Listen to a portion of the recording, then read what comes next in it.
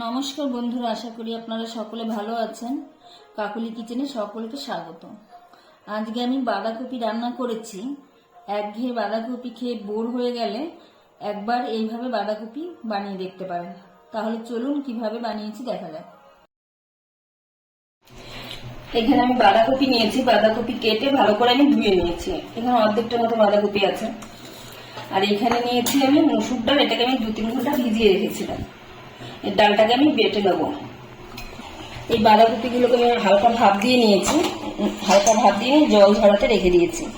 এখন আমি হাত দিয়ে চিপে চিপে এর ভিতরে জলটা আছে পুরো বের করে নেব। এটা কিন্তু খুব বেশি সেদ্ধ করা যাবে না, হালকা একটু ভাপ দিয়ে নিয়েছি, তাহলে কি হবে, গ্যাস হবে না। যে কোনো কফি রান্না করার আগে হালকা একটু ভাপ দিয়ে নিলে তাহলে আর গ্যাস হবে না।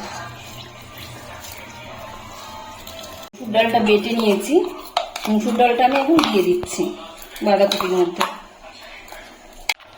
ডাল বাটাটা দিয়ে দিয়েছি। এখন দিচ্ছি আমি 1 চামচ বেসন, বান্ডেলের জন্য 1 চামচ দিলাম, বেশি দিচ্ছি না।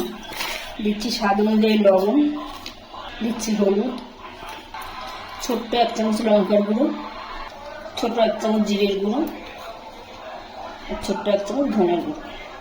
কিছুটা জোয়ান নিয়েছি, জোয়ানটা আমি হাত দিয়ে ডলে দিয়ে দিচ্ছি। দিচ্ছি একটু আদা বাটা, মানে আমি ঘষে রেখেছি আদাটা। সামান্য কালো জিরে দিলাম, আর দিচ্ছি কিছুটা ধনে পাতা। এখন আমি সবগুলো উপকরণ ভালো করে মেখে নেব।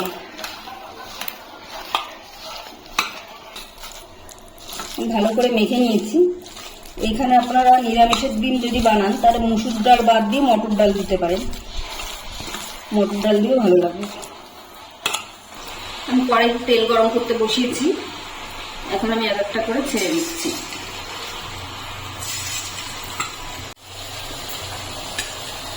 এক পিঠ ভালো করে হয়ে গেলে উল্টে দিচ্ছি। আমি উল্টে পাল্টে লাল লাল করে ভেজে নিয়েছি। এখন আমি তুলে নিচ্ছি। দ্বিতীয় ব্যাচ আমি একই ভাবে ছেড়ে দিচ্ছি। বড়াগুলো আমি ভেজে তুলে নিয়েছি, ওই তেলেই আমি রান্নাটা করে নেবো। এখন আমি ফোড়নে দিয়ে দিচ্ছি, দিয়ে দিচ্ছি একটা তেজপাতা 2 টুকরো করে নিয়েছি, আর দিচ্ছি গরম মশলা 2টো এলাচ, 1 টুকরো দারচিনি, 2টো লবঙ্গ। ফোড়নটাকে একটু নাড়িয়ে নেবেন। এখন আমি দিয়ে দিচ্ছি আলু, ছোট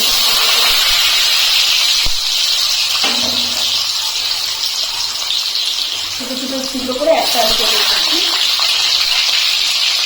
আলুটা দিয়ে দিলাম, আলুটা একটু এখন ভেজে নেব। আলুটা আমি হালকা লাল করে ভেজে নিয়েছি। এখন আমি দিয়ে দিচ্ছি একটু হিং। হিংটা প্রথমে দিলে পুড়ে যেত, সেজন্য আমি আলুটা একটু ভেজে নিয়ে তারপরে দিলাম। এখন দিয়ে দিচ্ছি আমি আদাটা দিয়ে একটু নেড়ে দিলাম। দিয়ে দিচ্ছি টমেটো কুচি, টমেটো দিয়ে একটু নেড়ে নেব।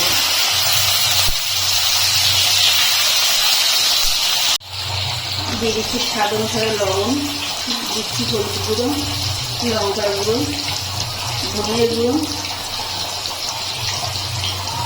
জিরে গুঁড়ো। এখন আমি ভালো করে কষিয়ে নেব।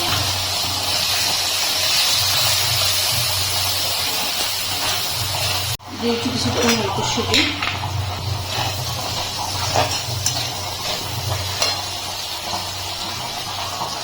এখন দিয়ে দিচ্ছি জল।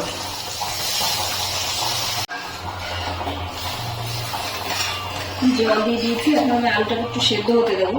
আলুটা সেদ্ধ হয়ে গেলে তারপরে বড়া দিতে হবে। আলুটা সেদ্ধ হয়ে গেছে, আর একটু 3-4 মিনিট ঢাকা দিয়ে রেখেছিলাম। এখন আমি ঢাকাটা খুলে নিচ্ছি।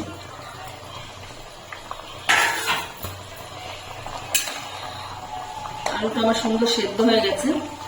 আমি কাঁচা লঙ্কা দিতে ভুলে গেছিলাম, আমি এখানে গোটা দিচ্ছি। আপনারা চাইলে এখানে চিড়ে দিতে পারেন, মানে ঝাল যদি পছন্দ করেন তাহলে।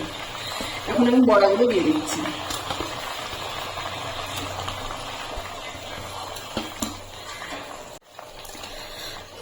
আমি বড়াগুলো দিয়ে দিয়েছি, পুরোটা দিইনি, আমি ভাজাও কিছুটা রেখে দিয়েছি। ডালের পাতে ভাজাটাও সুন্দর লাগে। এখন আমি 2-3 মিনিট ফুটিয়ে নেব। এটা আমার হয়ে গেছে। আমি এখন লাস্টে একটু ধনেপাতা কুচি দিয়ে নামিয়ে নিচ্ছি। রেসিপিটা আমার তৈরি হয়ে গেছে। ভিডিওটি যদি ভালো লাগে তাহলে একটা লাইক করবেন, সাবস্ক্রাইব করবেন এবং কমেন্টে জানাবেন কেমন হয়েছে।